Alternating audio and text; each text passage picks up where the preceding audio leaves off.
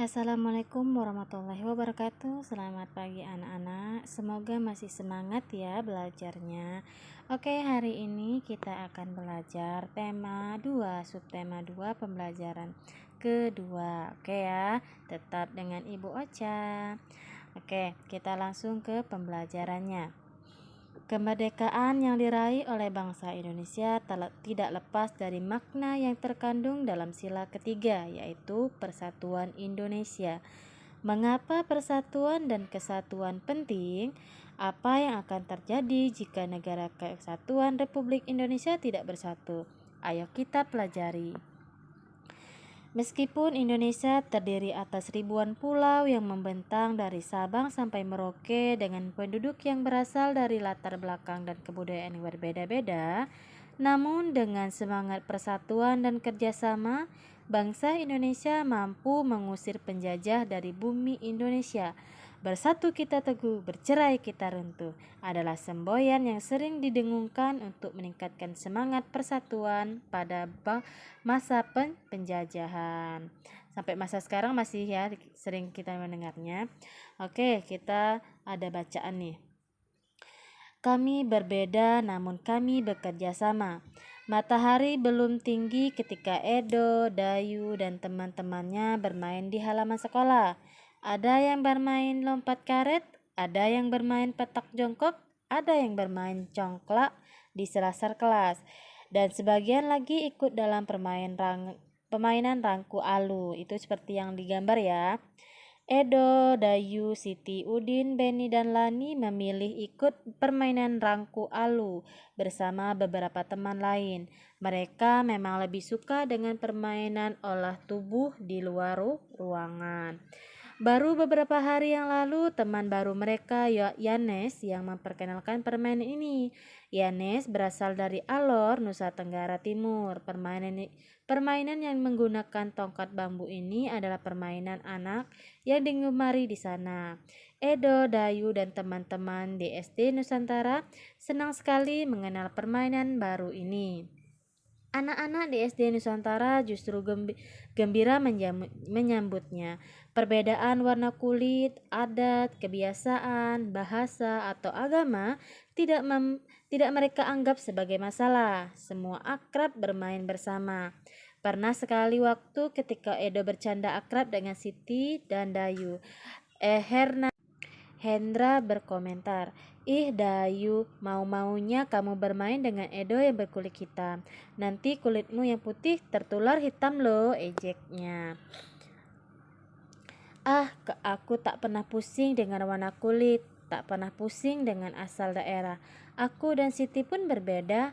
Aku anak Bali, Siti anak Sumatera. Tetapi kami saling memahami. Pertemanan hanya butuh waktu untuk saling menyesuaikan.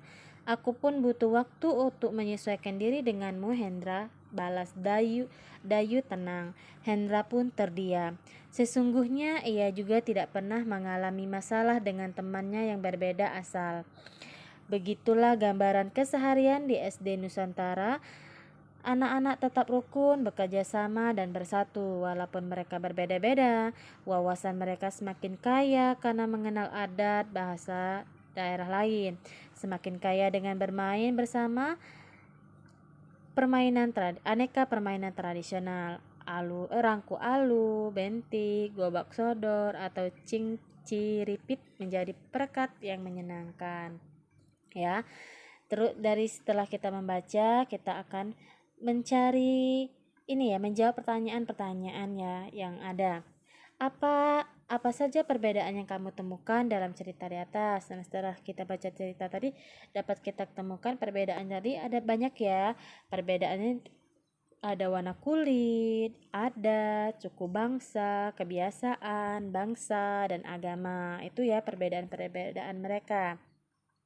Terus bagaimana sikap Edo dan kawan-kawan menyikapi perbedaan tersebut? Bagaimana mereka menyikapinya ya? Dengan cara perbedaan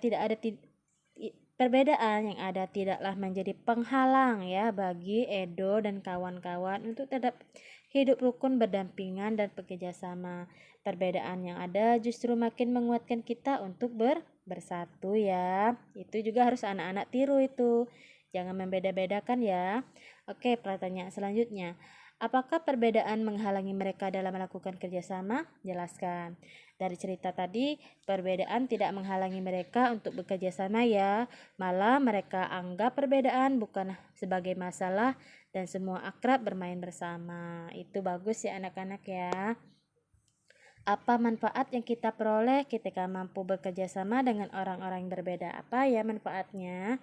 Ya, manfaatnya ada wawasan kita akan semakin kaya karena mengenal adat dan bahasa daerah lain. Jadi kita bisa mengetahui ya adat-adat negara dengan adat daerah lain. Terus, pernahkah kamu bekerja sama dengan teman-teman yang berbeda? Berikan contoh. Pernah nggak anak-anak? Ya, pernah ya. Kita bekerja sama dalam perayaan HUT kemerdekaan RI seperti menghias kampung, bekerja bakti dan sebagainya. Oke ya. Bagaimana kamu menyikapi perbedaan yang ada? Jelaskan. Sebenarnya ini sudah mengulang-ulang sih ini pertanyaannya ya, tapi kita akan jawab juga. Perbedaan yang ada tidaklah menjadi penghalang ya untuk kita tetap hidup rukun, berdampingan dan bekerja sama. Karena perbedaan itu malah mengeratkan itu ya, mengeratkan antar pertemanan ya, bukan menjadi penghalang. Jelaskan manfaat kerjasama dan persatuan dalam kehidupan sehari-hari. Nah, dapat mempererat persaudaraan, ya, menumbuhkan semangat persatuan, pekerjaan bisa lebih cepat selesai, ya, pekerjaan menjadi lebih ringan, dan ada juga tuh manfaatnya kerjasama tadi ya, kita menjadi aman, damai gitu ya dalam kehidupan sehari-hari. Pokoknya indah, perbedaan itu indah. Oke anak-anak ya. Sekarang kamu akan menerapkan pola lantai ya. Anak-anak kemarin sudah belajar ya pola lantai. Nah, sekarang anak-anak akan belajar lagi tentang pola lantai tapi dalam tarian indang ya, yang berasal dari Sumatera Barat. Ibu hanya akan menjelaskan ini ya, memperlihatkan gambar-gambarnya, dan untuk gerakan pola lantainya anak-anak bisa lihat di bagian ujungnya ya. Nah, ini ada berapa gerakan ya tarian indang? Ada gerakan pertama, gerakan kedua, ya, gerakan ketiga, gerakan keempat, gerakan kelima, dan gerakan keenam, gerakan ketujuh, gerakan ke-8, gerakan ke-9, gerakan ke-10, gerakan ke-11 ya. Nah, dari 11 gerakan ini Ibu lihat polanya itu sama ya, lurus semua. Dan bisa dilihat juga posisinya tetap duduk semua. Ini biasanya tari indang ini diperagakan secara berkelompok ya, melatih kerjasama dan kekompakan juga. Nah, sekarang saatnya kamu mempraktekkan pola lantai dan gerakan tari indang.